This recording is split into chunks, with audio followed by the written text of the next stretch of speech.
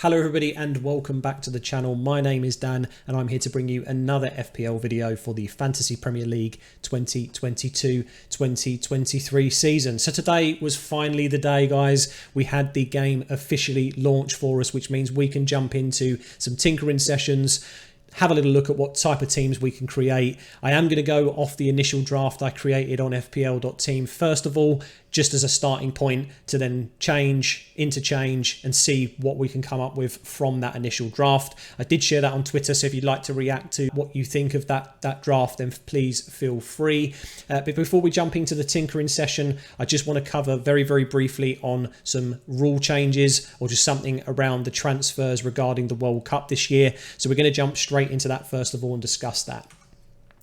So first of all, you'll see on the transfers section, on the rules section of the help page, you can see here there is a statement mentioning that we have unlimited free transfers that can be made between the 12th of November and Monday the 26th of December. So I did put out a video mentioning key dates when I first started the channel up. This was one of the talking points for me. I wasn't sure if there was going to be an extra chip given to us, and to be honest, the game hasn't really made it very obvious, so I wanted to make sure that you guys were aware of that statement, that essentially we've got a third wildcard there. It just isn't in the chip form. It is essentially just going to be where the game pauses. We have unlimited transfers like we do pre-season as well, to mess around with as many players as we want.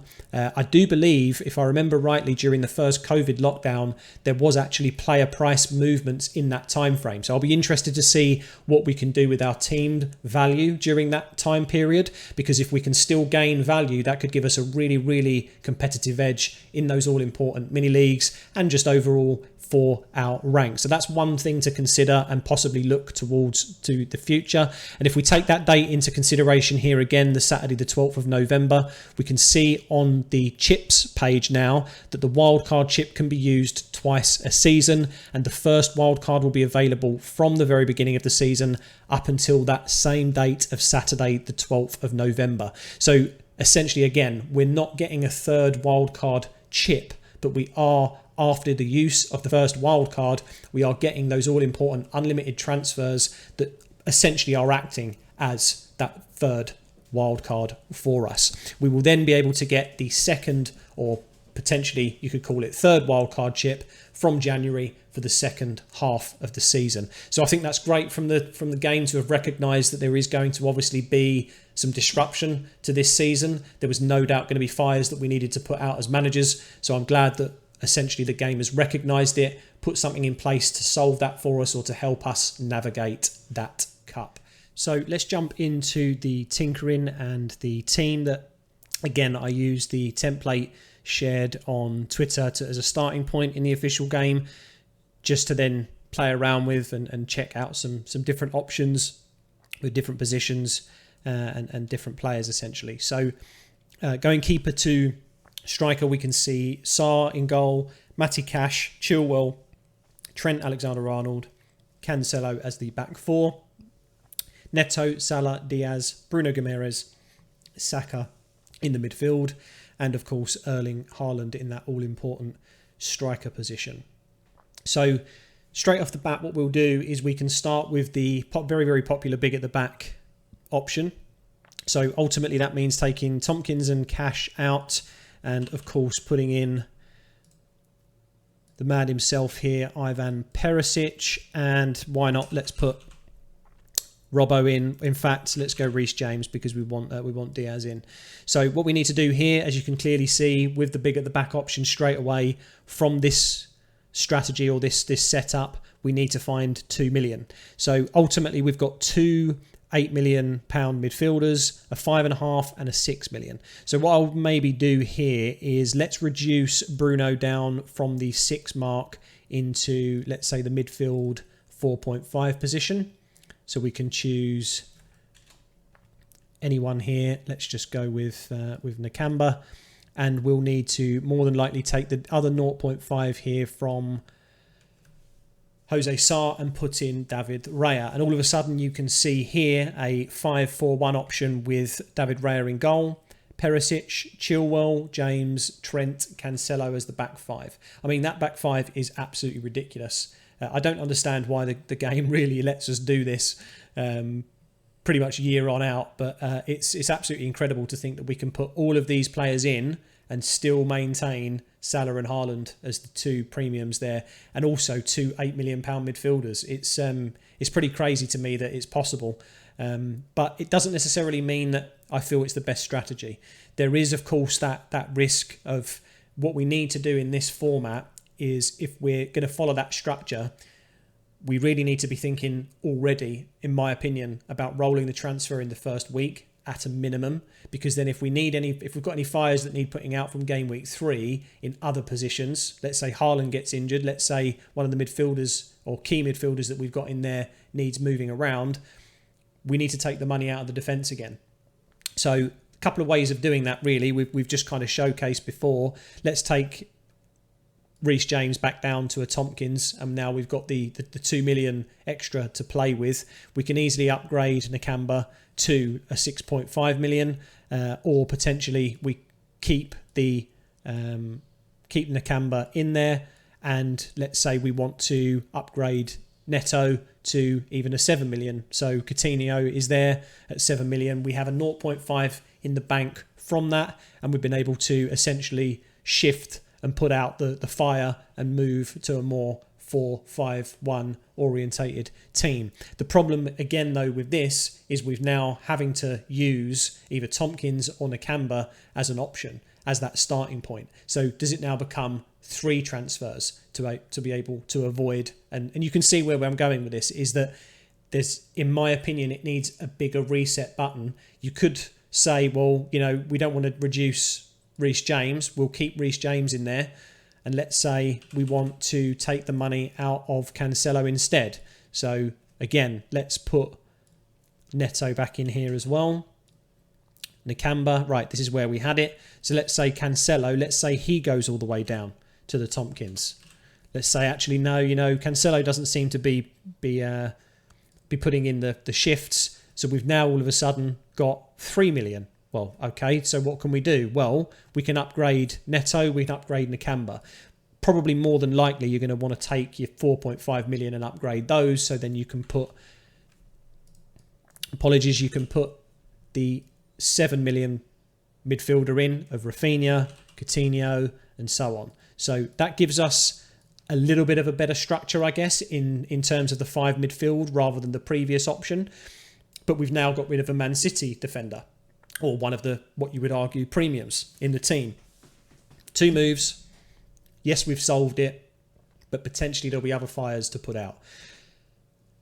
So already, just from tinkering to that degree, this kind of showcases, in my opinion, why big at the back is that potential risk. You're always going to have to do 2 to 3 moves in order to restructure your team. So just consider that maybe when you're drafting moving forward. So let's reset this back to how it was with Sarr. Let's take him back down to cash. Who did we have here? We had Neto here, I believe. No, it was Bruno Guimaraes. And we have the 0.5 option. Right. So I think the next thing I want to kind of look at really here from, again, this starting place or starting point is we can go, let's say we shift around the defence very, very slightly just so you can see some variations in the money. Essentially, rather than going for the 0.5 extra into the goalkeeper, we can free that million up and we can already upgrade Matty Cash to a Reece James, right? So we've doubled up on the Chelsea defence. We've got James, Chilwell, Trent and Cancelo. That is a ridiculous back 4. So we've not got Perisic with the back 5 option, but we've got, again, it's pretty much all wing backs as your back 4. It's absolutely nuts to me that you can draft a team like this. But essentially the reason why I guess I went with Cash and Sarr to begin with was it just because the Cash price point, it covers so many defenders. If you have a look at the 5 million defenders, it's an easier transfer between in some ways. So that's why I kind of looked at it. And plus Villa's fixtures aren't too bad. They're not fantastic, but in the first 5 game weeks, the only red fixture they have is Arsenal. Yes, you could argue West Ham's tricky. I mean, all these games are tricky. You have, I suppose, Bournemouth being a newly promoted side, you could argue maybe a guaranteed clean sheet first game of the season, but Everton, Palace, West Ham, Arsenal, Everton are going to come back swinging after the season that they had. Crystal Palace, I think Vieira's building something great. West Ham, it's arguable that he's not necessarily the best 5 million option. It was just to showcase him as a price point, I think, more than anything. So let's continue into the midfield now that we've covered some defensive changes and options. We may need to go back into the defence to then further tinker, but just for the sake of the next stage, we'll try not to touch that as much. So let's say that now we understand Gabriel Jesus is 8 million rather than the predicted 9. Saka isn't necessarily the best option anymore. Jesus could essentially fight him for that Arsenal attacker spot, and I believe that could make sense in the long run. If we went into a 4-4-2 formation, what we could do is we could remove Saka and go to a 4.5 midfielder like Diallo there, and we could upgrade our 4.5 fodder strikers, either Gale or Greenwood in this case, and put Gabriel Jesus into play. Now, in this scenario, we still have the 0.5 million. We can, again, go back to our goalkeeper. We can go back to Matty Cash. We can change things around slightly and make that look a little bit more fully fleshed out. But we could also, rather than change Matty Cash, we could take a look at moving Sarr to a Raya. And now all of a sudden we've got the flexibility rather than a Bruno Guimaraes, who, to be honest, the first few fixtures, I would say I'm going to back him. I think he may produce something against Forest at home. I think St James's Park is going to be absolutely erupting, especially after that survival run that they had. I think Eddie Howe's going to be doing great things in the pre-season. We can monitor that and we can have a look to see if he does become a solid option. But Forest and Brighton, for me, in the first 2 fixtures, I think he could produce something. Of course, that means in the City game, we may bank a transfer in, but that's why I drafted him in initially, was just on that kind of those first few fixtures, thinking he may produce something and just to maybe get a slight head start on the curve, if you like. But what we can do for maybe a bit more security, rather than taking that maybe initial punt, and plus a 6 million mark is not the perfect point in my opinion, we can go to 7 instead. What that opens up is it opens up the options to go to someone like Rafinha. Now, at time of recording, he is still a Leeds player. If he remains a Leeds player and Bamford is back fit, we know what these two produced between themselves in that first season. Yes, it was under Bielsa. It's a different style of football, but that fixture run is really, really good. I mean, the first 10 fixtures, they play Man United and Chelsea as 2 red fixtures. Everything else is on the fixture difficulty rating is marked as a 2. It's, I think, in my opinion, a very, very strong argument that he could be an option. You don't even need to bench him against Chelsea or the Man United, really. There's potential for him to be as threatening as he was last season and the season before during those 2 fixtures. So I think he's a great option. And don't forget, this takes us, we're looking from a wildcard perspective, or the World Cup at least, we're going into game week 16. So if we take that further, rather than up to game week 11, where he's only got that 1 grey fixture, Leicester away is being marked as a fixture 4 difficulty. I'm not so sure about that. We'll see what Brendan Rodgers does. But they don't face any difficult team, you could argue, other than maybe Chelsea and Liverpool, in all the way up until that Saturday the 12th of November mark. Great argument to put him into your team.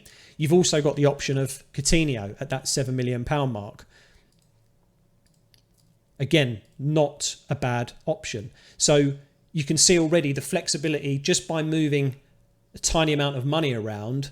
We can completely change the structure of the squad, and we can put out what I believe to be a really, really solid 4-4-2 here. It does mean that we don't have any flexibility with the money. We literally have used our £100 million budget on this draft, but we've now got a starting 11 of Raya, Cash, Chilwell, Trent, Cancelo, Coutinho, Salah, Diaz, Neto, Jesus and Haaland. I think that sounds phenomenal, to be honest. And if we want a Spurs asset, Haaland's not hitting it, we can move him to Kane. We've got the option of, again, the Coutinho to the Rafinha. He, to be honest, just from looking at the fixtures, I would say he's probably the better option. But as you can see, these price points cover us where it only needs to take 1 or 2 moves in order to enable this restructuring. I think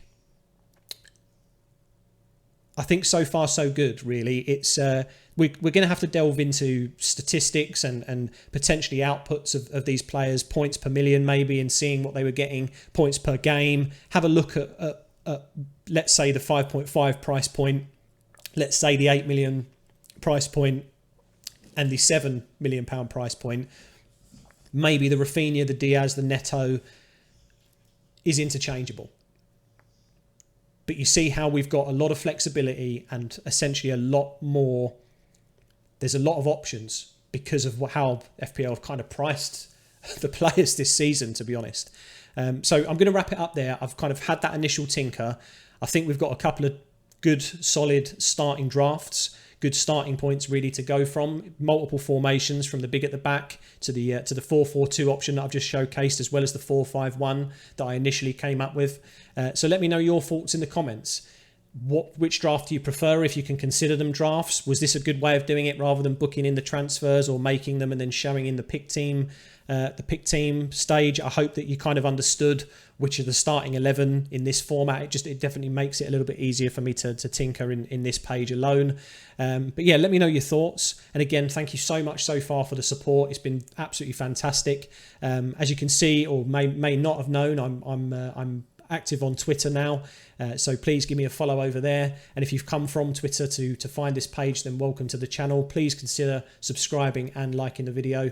And yeah, hopefully I'll see you very, very soon for some more pre-season content.